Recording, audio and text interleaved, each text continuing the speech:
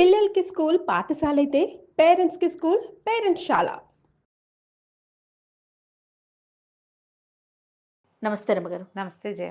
రమ్మగారు, దేవాలయ దర్శనాలకి వెళ్ళేటప్పుడు ప్రత్యేకించి కొన్ని నియమాలన్నా పాటిస్తాం కదండీ! ఎలాంటి నియమాలు పాటించాలి? నాకు కొన్ని తెలుసు. కానీ మీరు చెప్పండి. అంటే అసలు ఎలాంటి నియమాలు ముఖ్యంగా అందరూ పాటించాల్సిన నియమాలేంటి?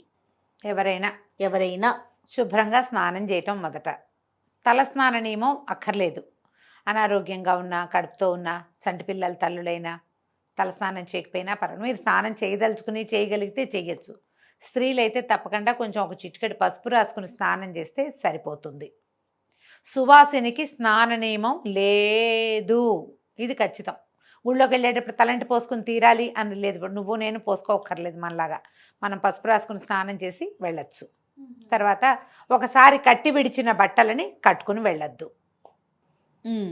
ఉతికిన బట్ట కొత్తదే అక్కర్లా, ఉతికింది చాలు. ఉతికిన బట్ట కట్టుకోండి. ఒకసారి కట్టుకుని మనం పెట్టుకుంటాం కదా, హ్యాంగర్ కేసి పెడతాం, ఆ బట్టలు తీయద్దు. తర్వాత భోజనం చేసిన బట్టలు కూడా పనికిరావు.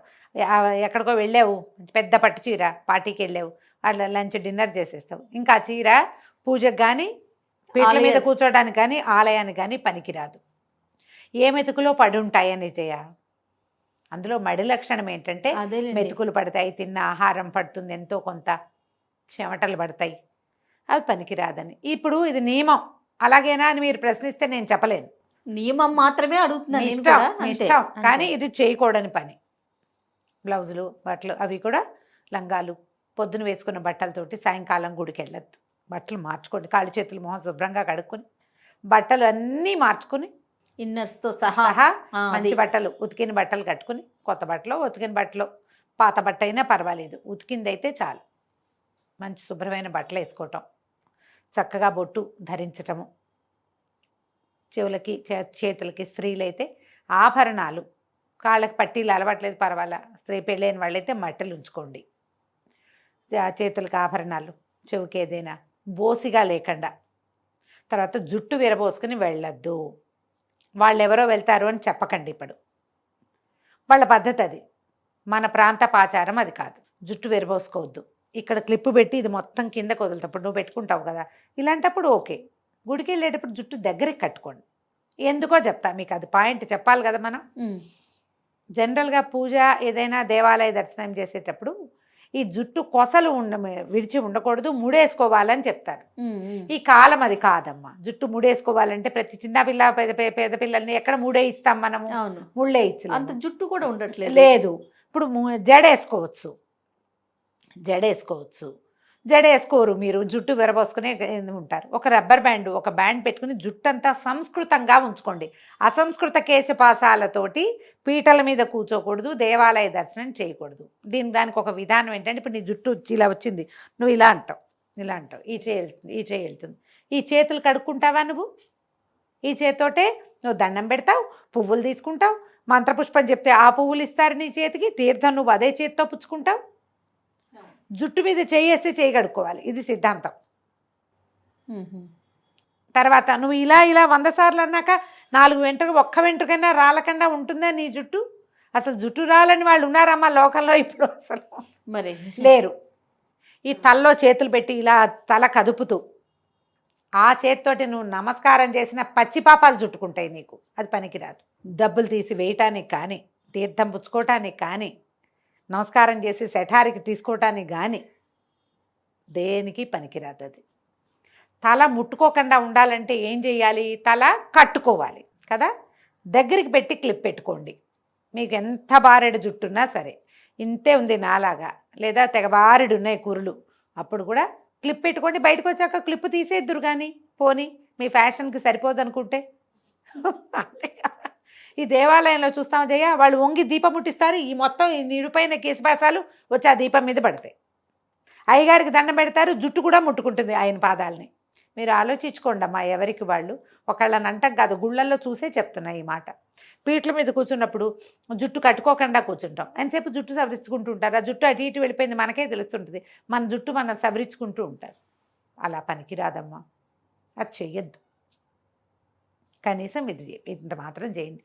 విభూది, ఆడపిల్లలైనా మగపిల్లలైనా తిలకధారణ చేసి దేవాలయంలోకి వెళ్తే మంచిది.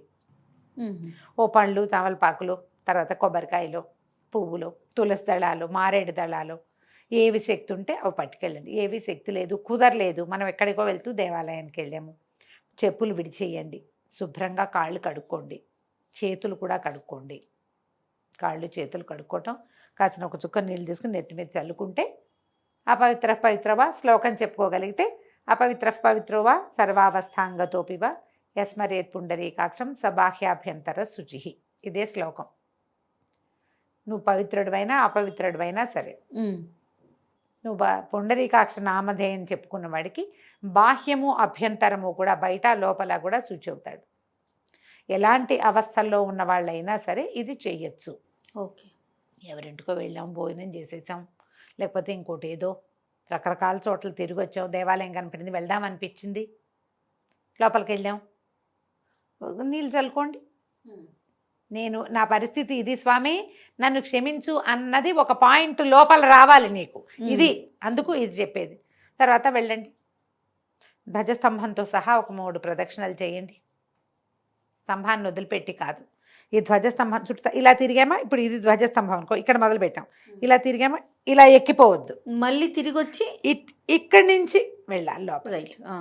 ఇది జ్ఞాపకం పెట్టుకోండి.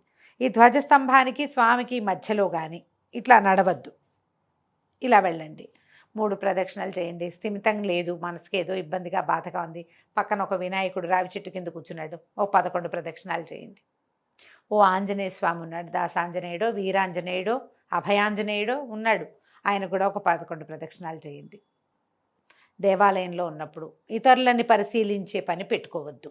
ఎవరో పలకరిస్తారు తెలిసిన వాడు, హలో అంతే. ఏదైనా ఒక్క నామధేయం తీసుకోండి, రామనామం తీసుకోండి, కృష్ణనామధేయం తీసుకోండి, స్వామివారి నామాలు ఏవైనా సరే, అమ్మవారైతే శ్రీమాత్రే నమః చెప్పుకోండి, ఓం లలితాయే నమః చెప్పుకోండి. ఏదో ఒకటి స్తోత్రాలు ఏవో నోటికొచ్చు బాగా చదివేసుకుంటారు మీరు, చక్కగా స్తోత్రం చదువుకుంటూ చేయండి. దబదబా పరిగెడుతూ మనుషుల్ని తోసుకుంటూ వెళ్ళొద్దు, నిదానంగా చక్కగా ప్రదక్షిణ చేయండి. వెళ్తే మనం ఏంటంటే దేవాలయం చుట్టూతా ఉన్నటువంటి ఆ శక్తి వలయంలోకి నిదానంగా ప్రవేశిస్తాం. మనం ఆ శక్తి మనతో పాటు నడుస్తుంది. ఆ వలయంలోకి వెళ్ళటం వల్ల మానసికమైన ప్రశాంతత, గ్రహదోషాలు ఏమైనా చాలా పెద్ద పెద్ద ఇబ్బందులు ఉంటే కొంచెం తగ్గుముఖం పడతాయి. అదేదో తీరిపోవడానికి నువ్వు ఇక్కడ పరిగెత్తకూడదు, ప్రదక్షిణ తాపీగా చేయాలి, నిదానంగా చేయండి.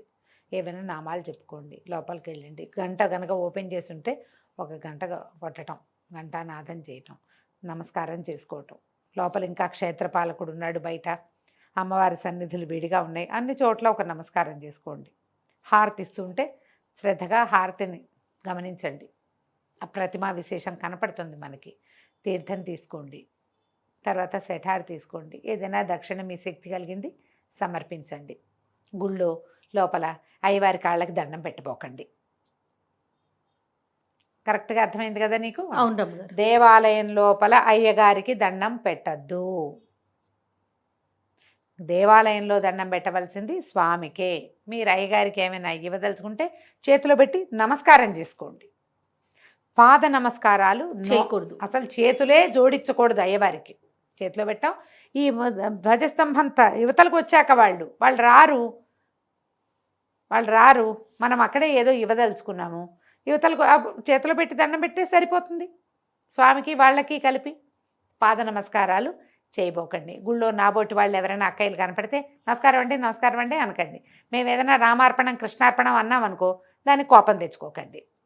ఏమిటి మీలకు దండం పెడితే రామార్పణం అన్నారు అని అనుకోకండి. మీతో పాటు మాకు కూడా పాపం చుట్టుకోకుండా మేము ఆ మాట అనుకుంటూ ఉంటాం. ఎందుకు వచ్చింది పాపం, దండం పెట్టద్దంటే వాళ్ళకి కష్టంగా ఉంటుంది. మనుషులకి నమస్కారం చేయదు. అయ్యగారికి దండం పెట్టక్కర్లేదమ్మా. మీరు శఠారి తీసుకునేటప్పుడు దండం పెడతారు ఎట్లా, అది శఠారికి దండం, అర్చకుడికి దండమే పనికొస్తుంది. మరి అక్షింతలు వేస్తారు కదా రమ్మగారు, అప్పుడు కాళ్ళు అక్షింతలు దేవుడు అక్షింతలు కదా అవి, వాటికి కూడా మీరు కాళ్ళు మొక్కక్కర్లేదమ్మా. అక్కర్లేదు. నువ్వు అక్షతలు చేతిలో పెట్టి నువ్వే వేయించుకునేది ఎప్పుడు? మీ ఇంటికి ఎవరన్నా పెద్దవాళ్ళు వస్తే, నువ్వెవరన్నా వేరే వాళ్ళ ఇంటికి వెళ్తే అవి వేరు. ఇది దేవాలయంలో పూజ చేసిన లోపల స్వామివారి దగ్గర సేవింపబడిన అక్షింతలు కదా అవి. ఆ అక్షతలకు ఏ తప్పు లేదు, దానికి మీరు దండం పెట్టాల్సిన పని లేదు. ఓకే, దేవాలయంలో లేదమ్మా. దేవాలయాలు అది తీర్థం ప్రసాదం ఏమైనా ఇస్తే తెచ్చుకోండి బయటికి, అక్కడ వదిలిపెట్టేది. కుంకుమ ఏదైనా ఇస్తే కాస్త శ్రద్ధగా తిలక ధారణ చేయటం. ఇవన్నీ అందరూ చేసేవే జయ. ఏవో చిన్న చిన్న చిన్న చిన్న మిస్టేక్స్ చేస్తాం, లోపలికి వెళ్ళి గబగబా బయటకు వచ్చేస్తాం. అలా కాకుండా బయటకు వచ్చి కాసేపు 1 నిమిషమైనా కూర్చోండి, సన్నిధిలో కూర్చోవాలి కాసేపు, ఒక 5 నిమిషాలు. దేవుడికి స్వామికి వీపు పెట్టి కూర్చోపోకండి, ఓ పక్కకు కూర్చోండి. చిన్న దేవాలయాలు అయితే అంత కూర్చునేందుకు అవకాశం లభించలేదనుకో, అప్పుడు దేవుడికి వీపు పెట్టకుండా ఇటు పక్కకి తిరిగి కొంచెం వీపు కనిపించకుండా కూర్చోండి, నమస్కారం చేసుకోండి. మీరు ఎంత శ్రద్ధగా ఉంటారు, ఎంత ఆస్థతోటి ఉంటారు, ఎంత నమ్మకంతో ప్రవర్తిస్తారు, ఎలాంటి వినయాన్ని అవలంబిస్తారు, అదే కౌంట్ అవుతుంది ఇక్కడ. మీ ఘనతైన బట్టలు, మీరు ఇచ్చే ఘనమైన డబ్బు కాదు, అవన్నీ ప్లస్సులు. కానీ బేసిక్ పాయింట్లు ఇవే. ఈ పాయింట్లు పాటిస్తూ చక్కగా వెళ్ళండి దేవాలయాలకి. ఎంత పురాతనమైన దేవాలయాల్ని ఎంత దర్శిస్తే అంత మంచిది. లేటెస్ట్గా కొన్ని కొత్త కొత్త దేవాలయాలు మనకి కనపడుతూనే ఉన్నాయి కదా. మనం ఏం చెప్పుకుంటాం అంటే, ఎలాంటి తీర్థాటన క్షేత్రాటన ఎన్ని చేసినా మన ఊర్లో, మన వీధిలో, మనకు దగ్గరలో ఉన్నటువంటి సమీపంలో ఉన్న దేవాలయ దర్శనం చేయకపోతే పనికి రాదని చెప్తారు. సమీపంలో ఉన్న దేవాలయాలకు వెళ్తూ వస్తూ ఉండండి. దేవాలయంలో ఏదైనా సేవ చేసే అవకాశం లభించిందనుకో, ఓ ఊడవటమో తుడవటమో పాత్ర మార్జనమో, వారికి ఏదైనా సహాయమో, పువ్వులను ఆకులను ఏవైనా పత్రి లేదనో మా దొడ్లో పువ్వులు ఉంటే రోజువారీ సమర్పించటమో, అట్లా దేవాలయానికి కావాల్సిన సేవలో ఎందులోనైనా కొంత పాలు పంచుకునే అవకాశం ఉంటే నెలకు ఒక్కసారైనా తీసుకోండి ఆ అవకాశాన్ని. చాలు. తప్పకుండా రమగారు. నమస్తే అండి. నమస్తే.